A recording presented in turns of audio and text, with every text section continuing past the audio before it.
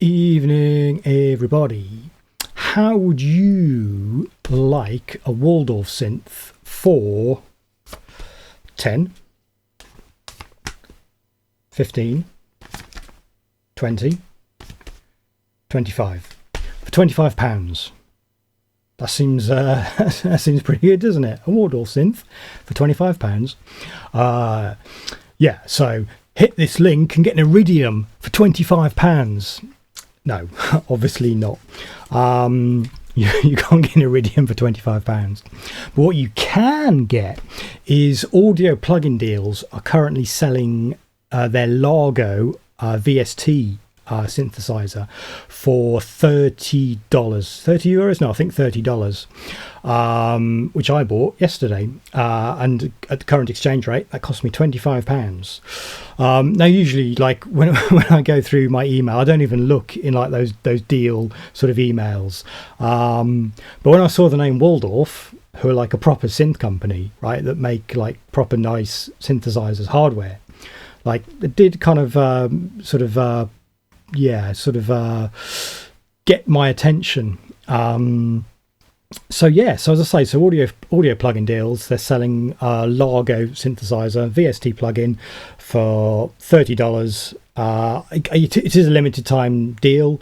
Now, how much is it normally worth? Let me just so the website audio plugin deals, they're telling me that normally that costs $174, and they're selling it for $30.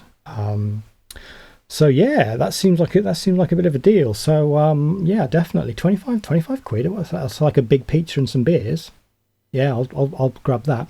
So let's take a first listen to some of the patches. I don't want to make this like an epically long video, so I think I've called out like 3 pads, 3 sequencing type loops, 3 ARPs, and 3 what are they, kind of atmospheric patches.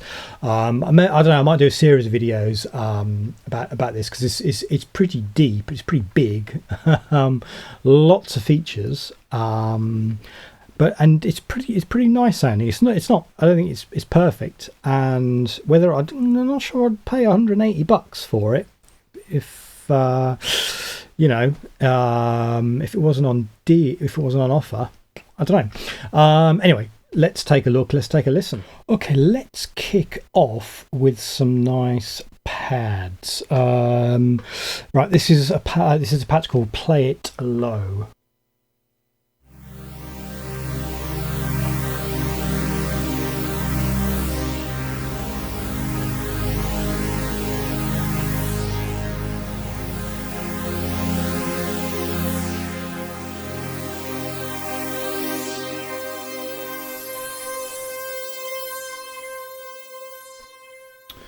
Yeah, it's all right.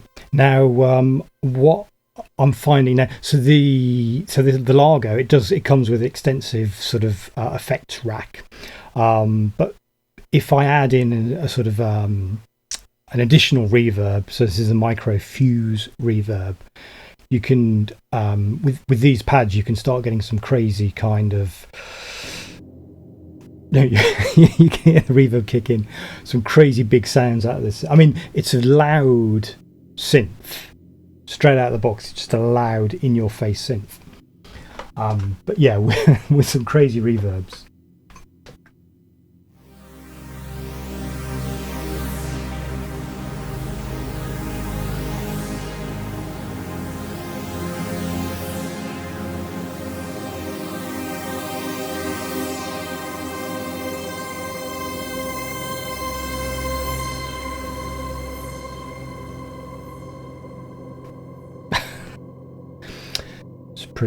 That's pretty bonkers. Let's just get rid of this reverb, because that's way too much. I'm going to load in a patch called Millennium.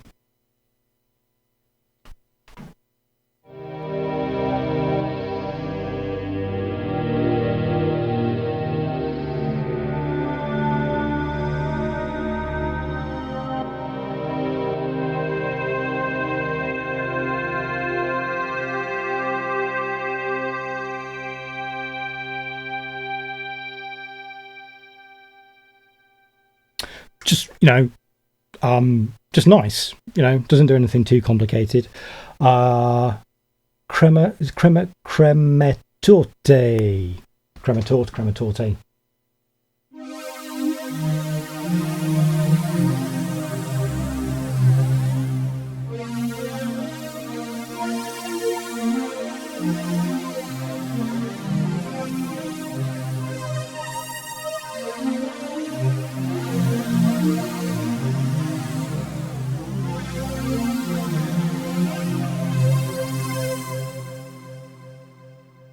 So this is obviously, there's a pad that has quite a fast attack, but obviously we could go in and we can modify any parameter we like. But, you know, straight out of the box, totally usable, nice pad. Let's take a look at some of the sort of sequence little patches it's got. Loop 1. So here's an example of a kind of straight out of the box start boogieing straight away.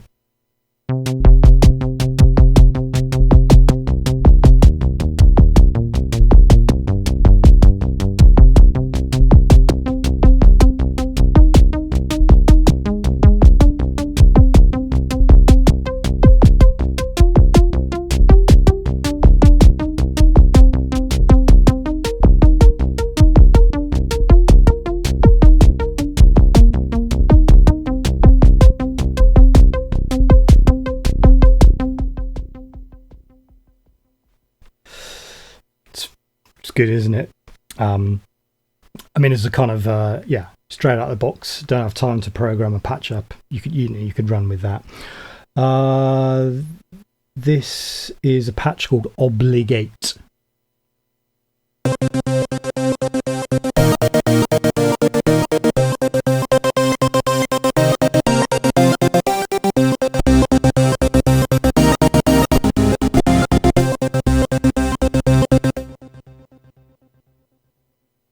Good, isn't it? Right, I think I believe the ARP is pulling its tempo from the project, so I'm set at 120. So if I set my ER1 to 120, boogie time.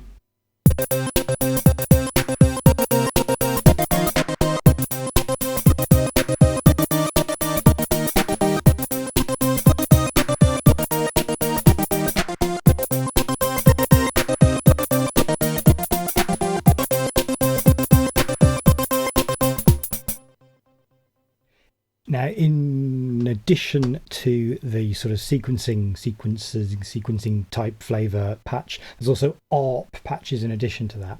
Let's take a listen to some of those. This patch is called Desiring God. This is a bit of a mental one.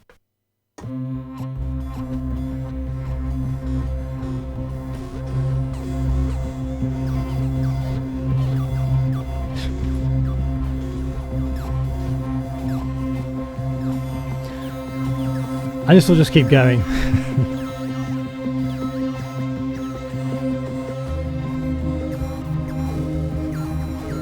Literally don't know how to stop it.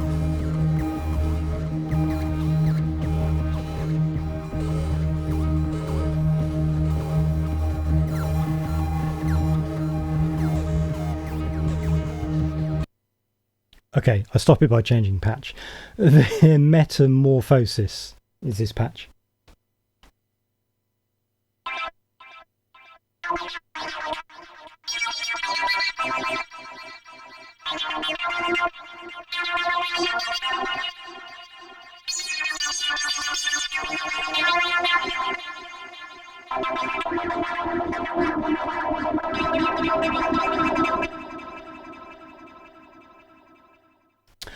The next patch for one of the ARPs I want to look at is called Solaris. Is it the original Solaris? Or is it the George Clooney Solaris?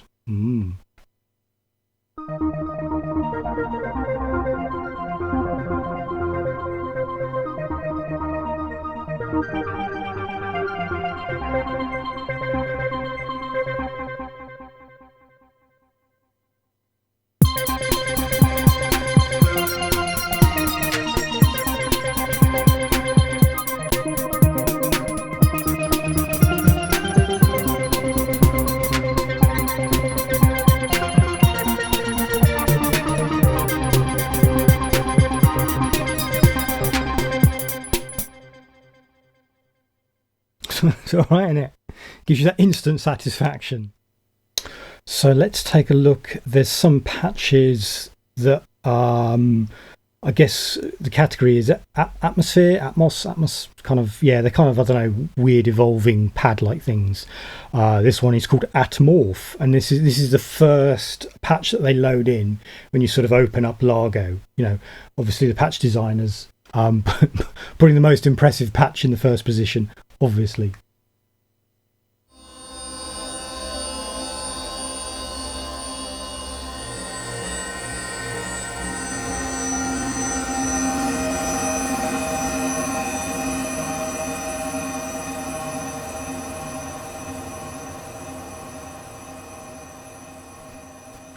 And I think, obviously, you know, if you're a fan of hardware synths, and as am I think obviously what I would look for in something like a VST is something that would sound a bit sort of crazy, and you wouldn't necessarily be an easy thing to sort of program or patch up on a hardware synth. I mean, I've got a Z1 sat here, which will do things similar to that. But it's good to know that, you know, this Largo is giving whoever a whole load of these kind of weird evolving kind of things. This is a patch called Beehive.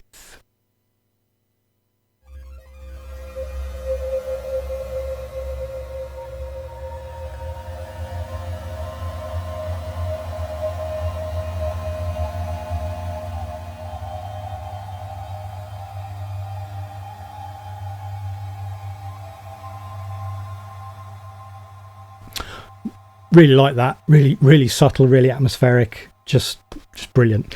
I wrote down some of the patches that I want to sort of call out, which is why I keep looking over there. This is called Hypnothermia.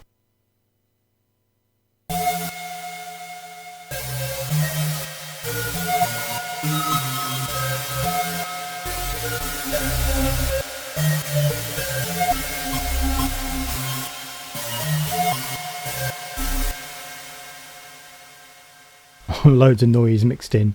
Okay, what I find tiny bit annoying is the actual synth we're seeing here. So they've gone for a nice kind of sort of metallic-y look, but I have to sort of pop it out into its window, and it can just about fit on my monitor here. Which, you know, and if we just pop it back into, you know, I've had to sort of minimize my the little bar down there, and I still can't see, you know, the bottom of it there. So I have to sort of you know, pop it out to at least see, you know, see the whole thing, which I thought was a bit, you know, was a bit niggling.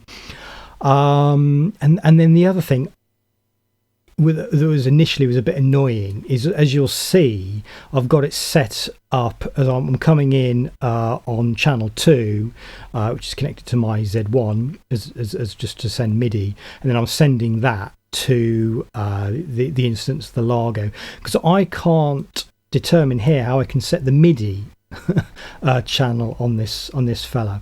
So my Z1 is always set to transmit on channel 2, and that's like, historically I just know that Z1 that transmits on channel 2, and this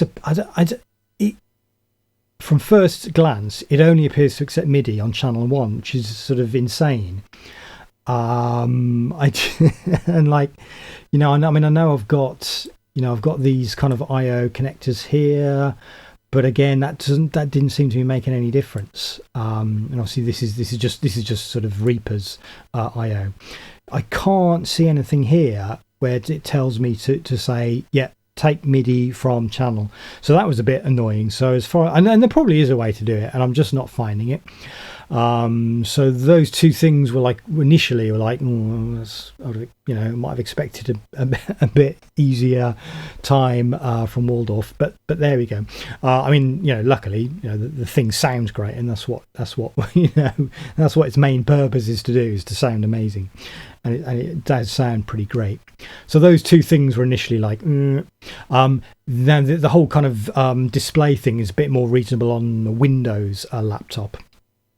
And also I'm happy to say that I can, obviously I've paid for this, but I can use it on my Mac and I can use it on my Windows laptop at the same time, which I know I know I had a Korg product that I couldn't necessarily do that. I think it was the MS-20 emulation, and then it ended up in ended up installed on a really old laptop that didn't really perform well. And it was like, oh, that's. But yeah, so happily.